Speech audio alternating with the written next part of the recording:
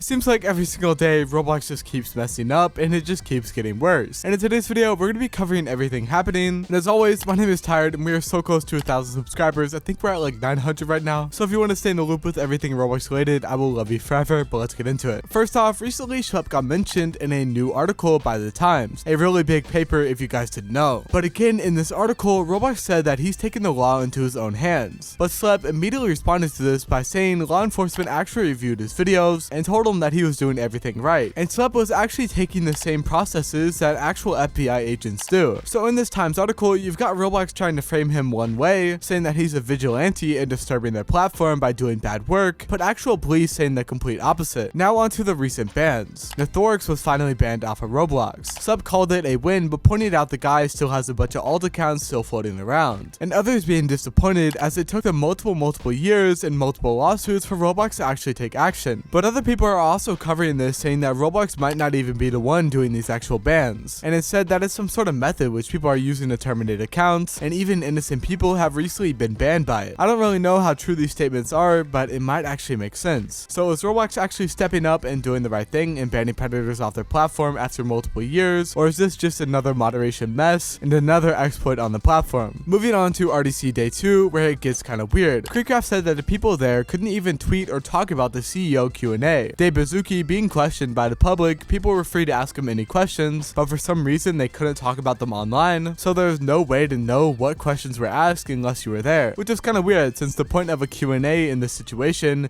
is to have transparency with the community, but it seems like they're just being silenced. More importantly, Roblox also told developers not to record or stream the Q&As, where all other parts of the RDC were live streamed live for anybody to watch. And while technically people were allowed to ask questions about Schlepp, he said that the environment felt unsafe and no one actually wanted to bring it up, which honestly says a lot. If developers are scared to even ask questions at their own event, something is wrong. This entire event is literally hosted for developers and talking about Roblox. They need transparency, but obviously the right questions were not being asked and they were being silenced. But while Roblox tries to keep everything quiet, the community is making noise. People are putting hashtag free Schlepp sticky notes inside RDC, and Roblox's new TikTok style feature Moments is already being spammed with free Schlepp posts. They can't roll out anything without this movement following them around, and it shows that Roblox really needs to do something about the situation, and hopefully they just understand the severity of it, because it's only going to keep getting worse unless they actually do something. Schlepp also posted that it's been 30 days since his cease-and-desist from Roblox, one big month, and he's not backing down. He said he's going to keep fighting for the victims and fighting for a safer platform. It's been one full month, but it feels like this movement just keeps on growing day by day, and other congressmen like Rokana and the petitions going out to remove Bazuki are only growing stronger, and people are holding the sentiment, we're not going to forget about this, we can't forget about hashtag free Schlepp. But Schlepp also thanked everyone who showed up to his CrimeCon event, which he hosted with Chris Hansen, saying that parents were shocked about hearing about Roblox predators for the first time, which is really interesting because a lot of parents around the world still don't realize the dangers of Roblox and what's truly happening, which means more kids are going to be taken away from Roblox, which is probably for the better because it's truly not safe whatsoever. But this event was really interesting. Schlepp, Chris Hansen, and also Ruben Sim all together, where Schlepp himself even talked about his own experiences being groomed on Roblox. Schlepp called out Roblox directly as well, saying that they didn't mention predators once in their safety Q&A. Schlepp calling this embarrassing, and honestly, he's extremely right. How do you have one whole safety panel and not bring up the #1 problem? And to top it all off, at RDC, gameplay of Phantom Forces was shown, but the crowd straight up booed. Like dude, everybody screamed and said, no,